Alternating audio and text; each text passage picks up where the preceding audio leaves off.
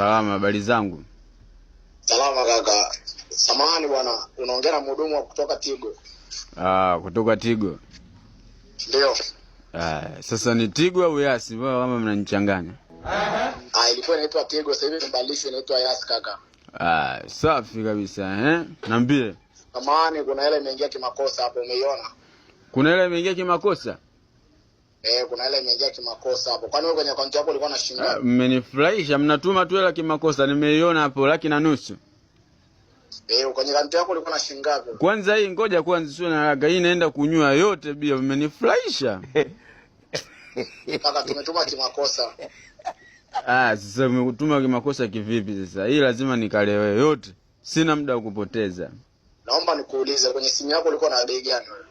Kwenye akaunti yangu nilikuwa na 50,000. Kwa hiyo na hii mlivyotuma nakuwa na 200,000. Ndio, sasa hiyo hela tumetuma kimakosa, tunaomba uturudishie kaka. Tulia. Ungekuwa hata ungerudisha. Hii ni maajabu. Kwanza Mungu awabariki. Haleluya.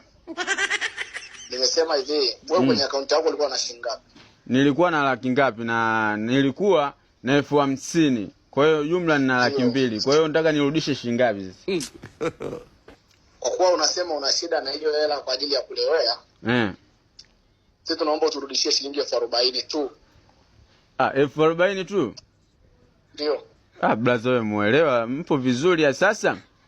Unaonaje tu nikupe 30,000, ili nyingine yote kwa sababu mimi lazima nikalewe leo. Mmenifurahisha leo, yani kwanza sijui, Mungu awabariki sana, Kiongozi, hebu acha masiara, tupo kwenye serious. Tunaomba turudishie shilingi 40,000 kutoka 1,500,000.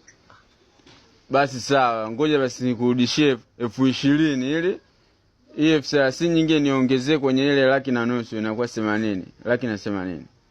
Kaka, tutafungia line yako ukiendelea na masiara yako ya kipumbavu. Utafungia line tena? Nitakufungia line yako ukiendelea na masiara yako ya kipumbavu. Mimi nakwambia urudishie 40,000. Tulia. Sasa basi tufanye kitu kimoja, Nikutumie 5,000 tu sasa. Sasa umeanza kuleta dharau. Hela iko na mimi afu unaongea nini? Sasa wewe unataka, yani wewe unataka uanze kuleta usembe na upumbavu. Acha usembe.